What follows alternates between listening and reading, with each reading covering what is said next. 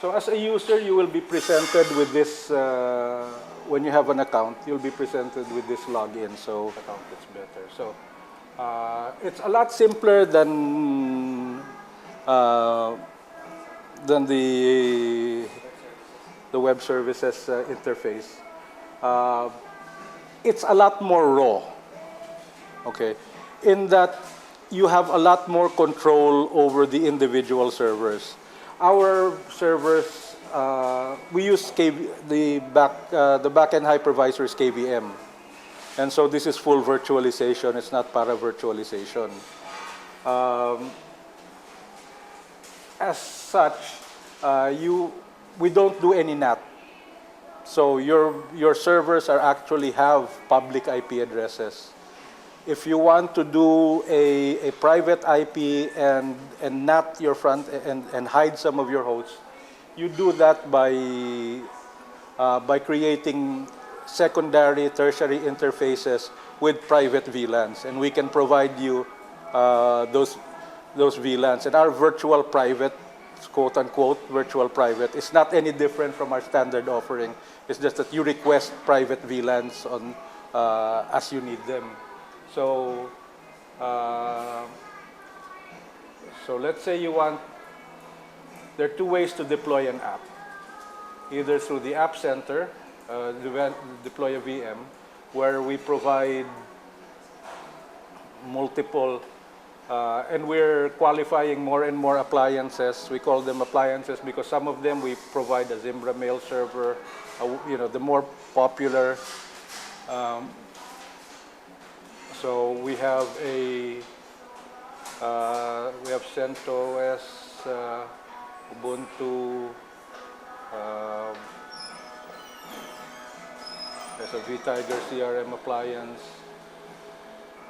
and I thought there's a bunch of other images that are still being tested. Yeah.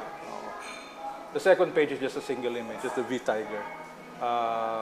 So basically, you can either deploy from here. Let's say you want the vTiger. By default, all our images are 20 gigs, so that your root disk is by default 20 gigs. And then you select your hardware template from a 256 meg. So our on-demand will allow you to create up to an 8 gig image. If you need more than that, you have to request it, and we will provide it.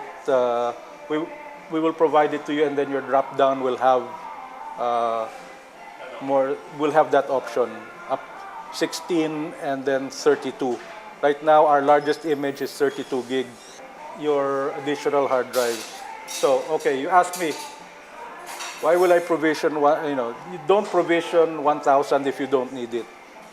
What you do is that's why we gave 20, 80, 120, 250, 500. Provision as you need, and you can add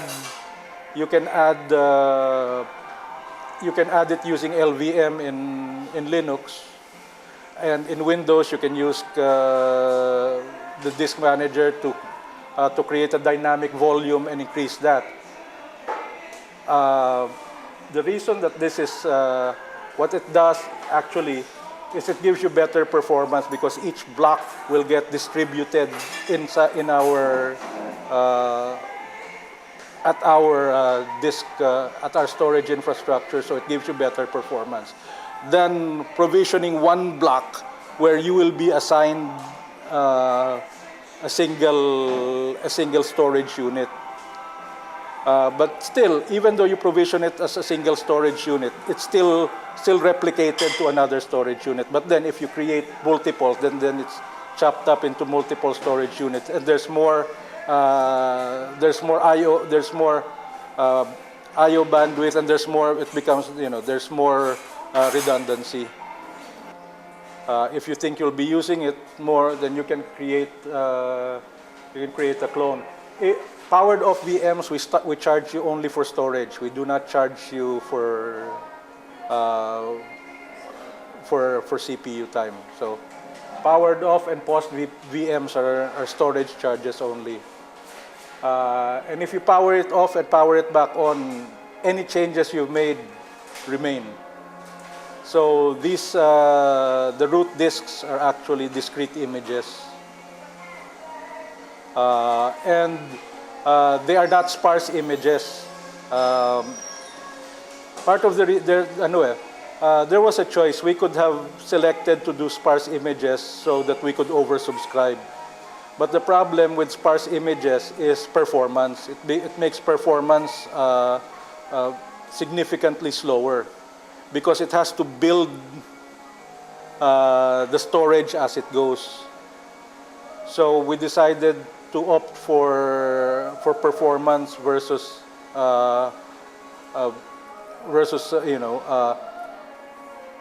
oversubscription. Oversubscription gives us revenue, but it takes away from the performance. So where there's a choice, we have opted to give you performance. So there's a logs tab to show you what's going on. Whatever the recent the recent events are, it'll show you that. There's also a usage tab that shows you your quotas, because each type of user, depending on how we negotiated the account to start with, there are different classes. This was imposed by our CFO, who says we can't give everybody untethered access to create as many VMs as they want. So depending on your requirements, there is a standard user, there's a preferred user and a large user, and these dictate the amount, the quotas. For example, here, you're allowed to create up to 30 VMs. You're allowed to have up to 20 virtual CPUs. You're allowed to deploy up to 32 gigs of RAM across all your VMs. And you're allowed 10 terabytes of... so once you have access to this, you will see in the network tab the number of VLANs that you requested. By default, it's public. By default, it's public. So you will receive a DHCP address with with an infinite lease. So and when you come into, and then when you create, you have to create one interface upon instantiation, and then you can add the additional interfaces after. See, an example here is, let's go to this. When you do that, you have to power, the only limitation, you have to power off the VM when you change hardware. Hardware template, when it's powered off, you can change the hardware template. So it will come up with that hardware. Again, the same usage of this particular VM. It's the same as the usage tab, but it only shows this particular VM. Here's where network, you can create a new interface. After the first one, you can keep creating interfaces. So you can create a VLAN 22. So at first, it's going to show you loopback because there's no IP address. You have to go in and create the IP address because we don't enforce any IP addresses on your back-end interfaces. You decide. Since it is a VLAN, it's yours essentially. And the beauty of our VLAN, of our infrastructure is, no matter where your instance resides in any of our nodes, let's say this VLAN 22 will bridge across our whole infrastructure.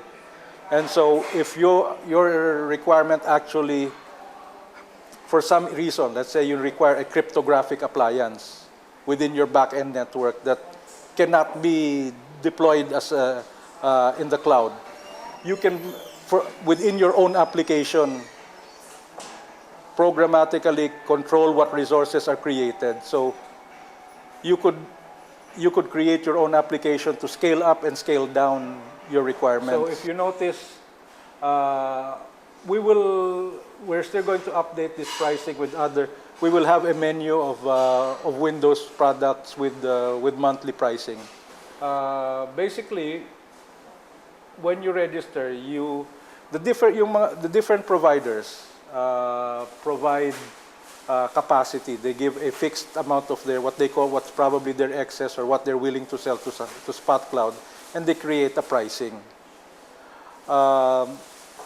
Actually, the prices at Spot Cloud are usually lower than the published prices of these providers because this is excess capacity, and it is runtime limited.